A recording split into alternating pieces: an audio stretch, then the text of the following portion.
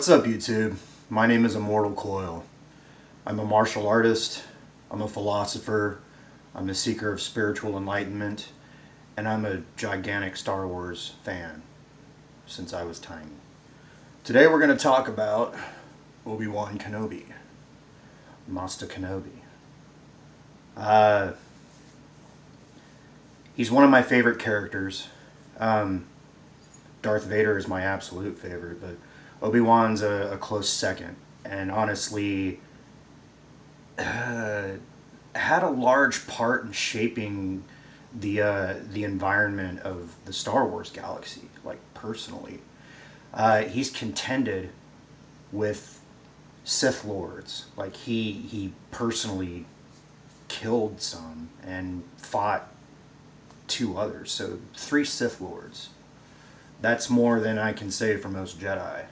And actually, most Jedi who stand against a Sith Lord gets X'd. So, Disney, you've been fucking up Star Wars. And we as fans do not appreciate that. Now, there's multiple arguments that we'll lay out over the course of, but there's other channels that have also been talking about this for a couple years. So you'll get my take in due time. But what I want to do is actually help you. Because we don't hate Star Wars. We don't want it to die. Okay? We want it to thrive. And I want to help you make it thrive. So if you can just sit the fuck down and listen for a few minutes. We want an Obi Wan movie starring Ewan McGregor on Tatooine, looking out for young Luke. So how do you pull that off? Well, you already have several sources from canon that you can draw from, which I know that you're fond of doing. Okay? One of the things that I thought that you guys are doing well is that you have this wealth of EU material, and you're picking the juiciest parts of it and putting it into canon as you're establishing it. So let's set the mood, okay? Episode 3. Obi-Wan has made his best friend a paraplegic and a burn victim. He grabs his lightsaber and he's like watching his friend combust into what he thinks is the demise. He doesn't know that Anakin's black will is keeping him alive, and he doesn't find out about Darth Vader until years later, but he lives with the guilt. Okay, that like traumatized him. He had to fucking kill his best friend, his brother, his son in some emotional part in his spirit, but it was out of necessity. Okay, he understood the threat that Anakin posed, or Darth Vader, because, well, Darth Vader destroyed Anakin, didn't he? Yeah, consumed. So he gets on the ship. Padme's knocked out. She's very pregnant. She's about to go into labor, so they fly to the asteroid hospital, and she gives birth to 2 beautiful children, Luke and Leia. Okay, and you can see this in Obi-Wan's face. Like, he's sitting at that conference table going like, what the fuck's going on? Yoda's sitting in the I don't know, the situation room, the main bridge of the asteroid, I don't know. But he gets contacted by Qui-Gon Jinn. How to commune with you I will teach. In your isolation, training for you I have. Cool. Qui-Gon? Wow. So Obi-Wan takes the baby to the Lars homestead. Aunt Beru's like, oh my god, it's like this like little beautiful, perfect little package. Just, you know, anyone who is a father or a mother seeing your child for the first time, that's seriously the most beautiful thing that can happen in your life. And it's funny that that was Beru's reaction, but Owen, he's kind of like, I don't know about this. And he goes and he stands on the ridge and looks at the suns. And Obi-Wan just kind of does this, and then he rides off on his desert lizard. Now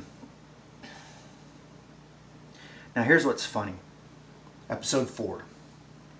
Luke is sitting there playing with like his spaceship toy, and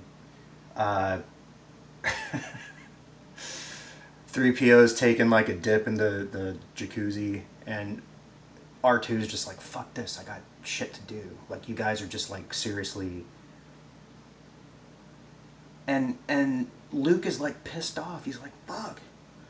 Nothing ever happens out here. I'm just like stuck like farming moisture, cleaning fungus off of the evaporators, and like I want to go to the academy, but my uncle's being a dick, and he's like, it's not fair, you know. He's just, at this point, Luke's a bitch. Okay, that's the beginning of his arc. He's this nobody, fucking plain-faced little shit who wants to do shit, but he can't do it because people are holding him back.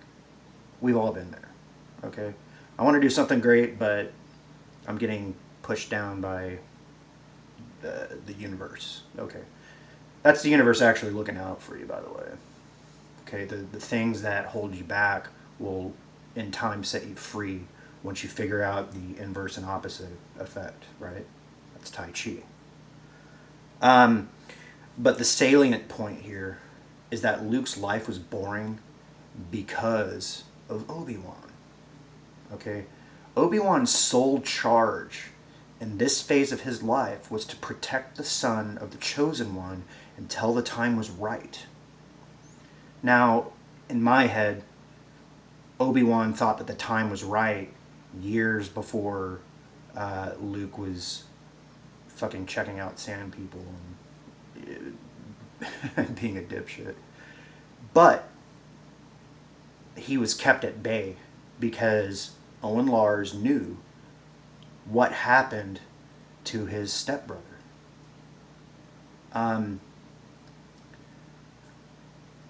So, in issue 7 of the Star Wars comic, which came out as canon under the Marvel banner, Luke Skywalker finds the journal of Obi-Wan Kenobi, and we get recounted a tale of one such instance where he was kept out of danger because of Obi-Wan. Okay? And as soon as he got to Tatooine, he dropped his name. He started going by Ben, which, if you're a Rebels fan, one of his side pieces gave him that moniker, and he decided to go with it. So in the comic, Ben actually thwarts off some gangsters who were trying to extort the Larses of money. And it's kind of like pay for protection, that old tax racket thing that used to happen in the Wild West and in Asia, and you know, pretty much anywhere where organized crime rears its ugly head. And it was, these years were hard for Ben, and you can tell because episode 3 he's like this jolly ginger, and then episode 4, which is like 20 years later, he is an old man. And I think the environment did some of that, but I think like his emotional toil, his emotional torment did the rest of that. You know, like we're saying, he's living with guilt. He lives in a harsh environment, 2 sons, desert. You know, he's used to cush, Coruscant living. And he's living with the guilt of what he did to Anakin.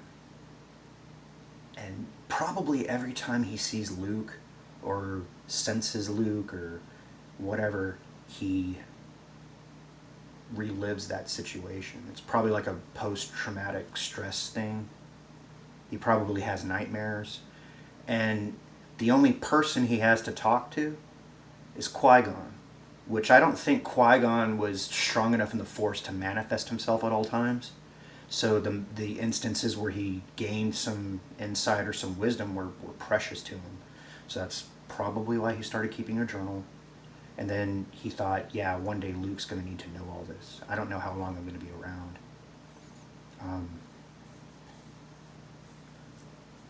So yeah, the other canon source that you have to draw from Disney, pay attention, is the 20th episode of season 3 of Star Wars Rebels. Twin Sons. Now what happens in Twin Sons? Well, your boy Darth Maul shows up. Okay? Now,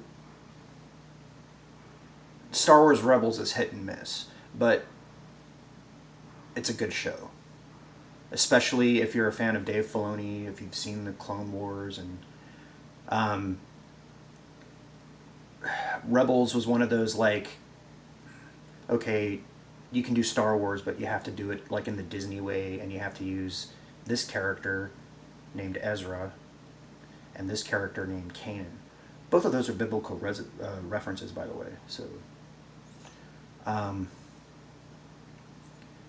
and they have to do this. So they handed that to David Filoni, and Dave Filoni, for his credit, is basically the Padawan of George Lucas. Okay, and even after it was sold off, I would bet you fucking gold that he's on the phone with George Lucas at times going like, okay, so they want me to do this, like what do you think? How would you do this?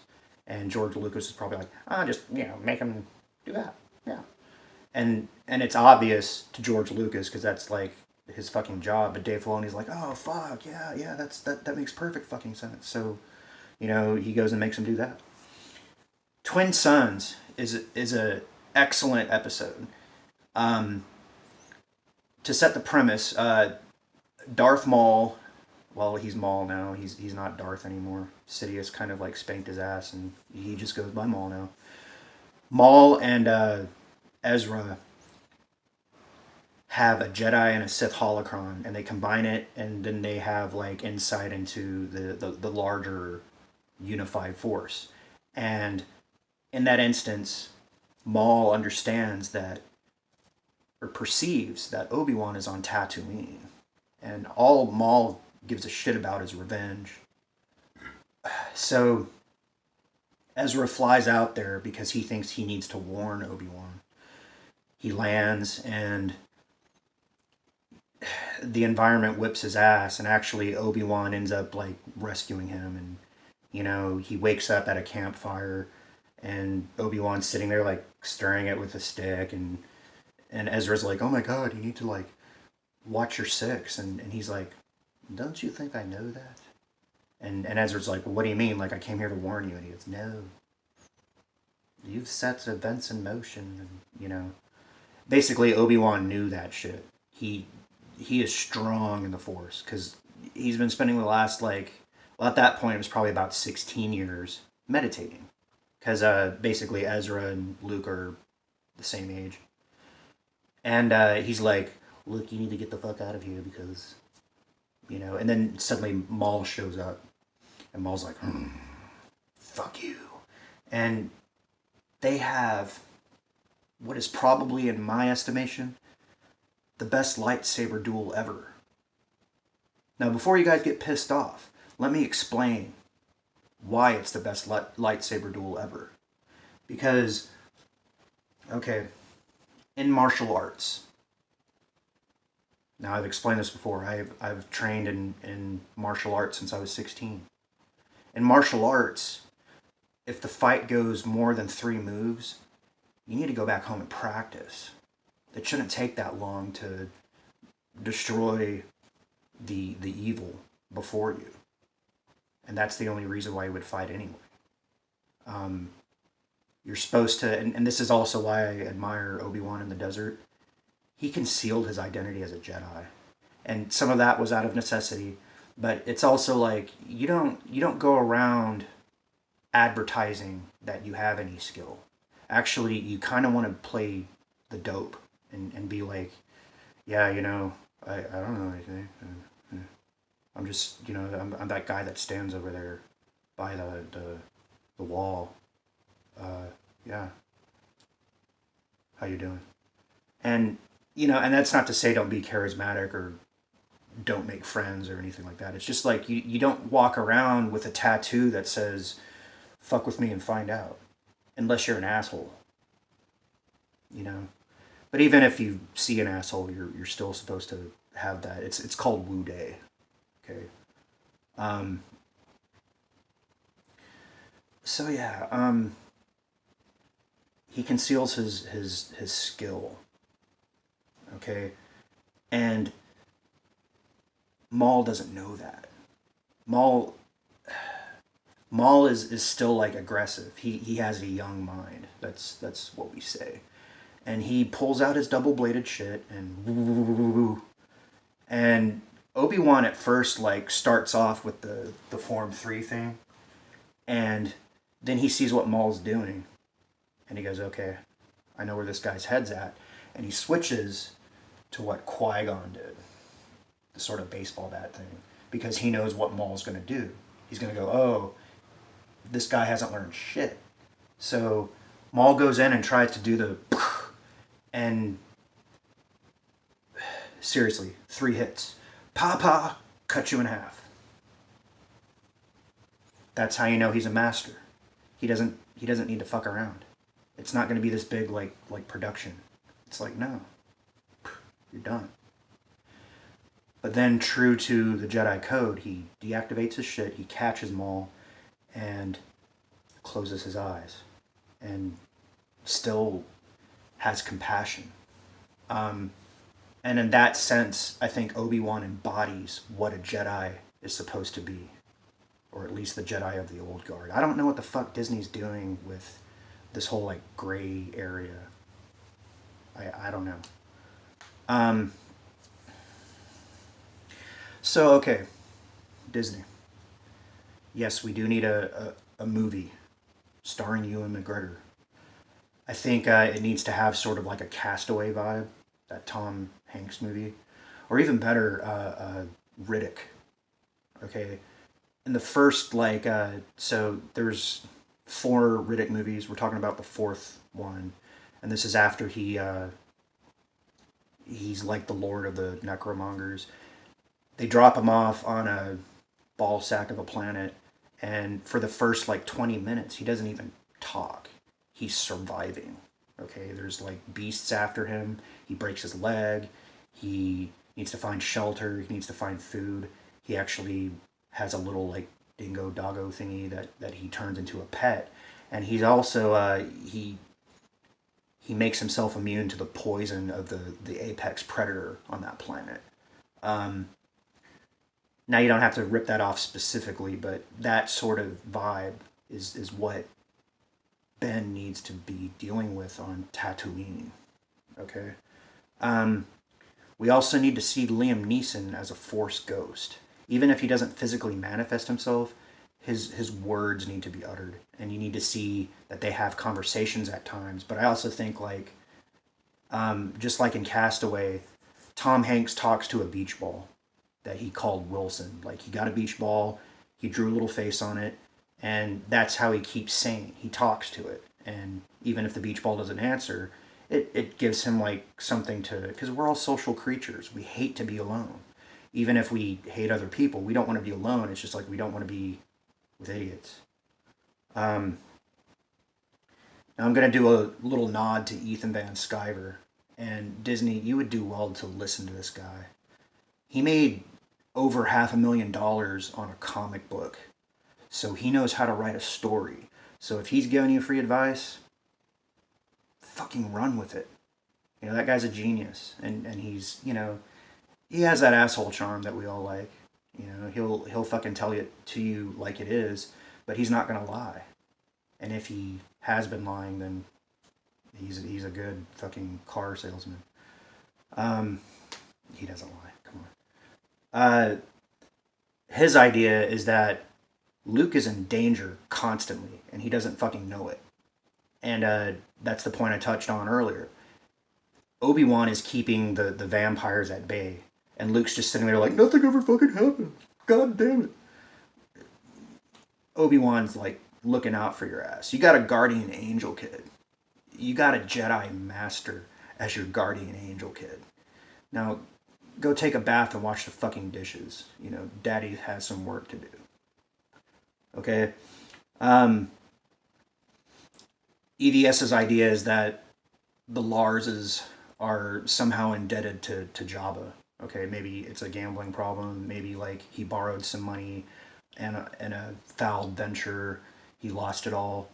So there's this constant pressure of like, you have to repay us, which is why they don't ever get out of their fucking igloo, and why Luke can't go to the Imperial Academy like his other friends, because it's like, no, I need you one more season, one more season, one more season.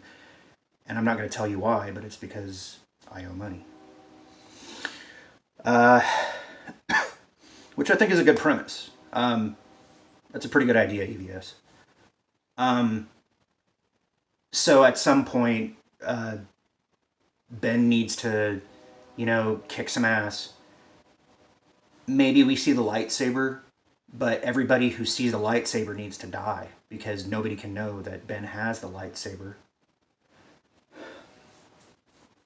Or else Vader, I don't know if Vader needs to be in the movie. It would be interesting if you see him for half a second, but he's not really necessary to the plot points. And honestly, Vader doesn't discover Luke and Ben until the events at the first Death Star in Episode 4.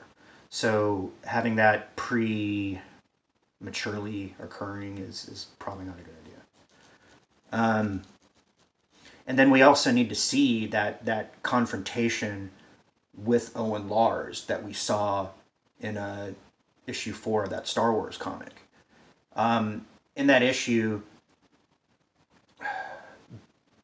Ben secures parts for Luke's T-16 because he needs Luke to become a good pilot. Now, I don't know if he's as good as Anakin, but if he has just like a crumb of Anakin's talent, then he's going to be like a lot better than fucking 90% of people. So in the comic, he delivers parts to Luke, and then Owen shows up at Ben's abode and says, I know you fucking did this. You need to leave my family the fuck alone, because all you do is get Skywalkers killed. And I think, Ben takes it serenely, as a Jedi would. He shows no emotion, but then like the door slams shut, and like his heart is broken, because again, Lars is shoving that shit in his face, reminding him of all his old mistakes. And I know Ben knows how to meditate and how to calm himself down, but man, the man is living with grief and anguish, and the fact that he's able to pull it all together when Luke sandpeoples his way into the events of the galaxy, and then the rest is history. Your father's lightsaber, all that kind of stuff. So pay attention, Disney. Your future is at stake. You screwed the pooch with pretty much everything you've offered us, except for the very tail end of Rogue One. Bravo. That was a good thing. We want to see Vader do that kind of stuff. And it's mystifying to me why in pulp and comic books you do right, but then like on the big screen you try to shove identity politics down our throat. We don't want that. We just don't. So pay attention to what we're saying. We're not out to destroy you, Disney. Okay, we're not happy with the direction that you've been going in. So heed our word, or at your own peril.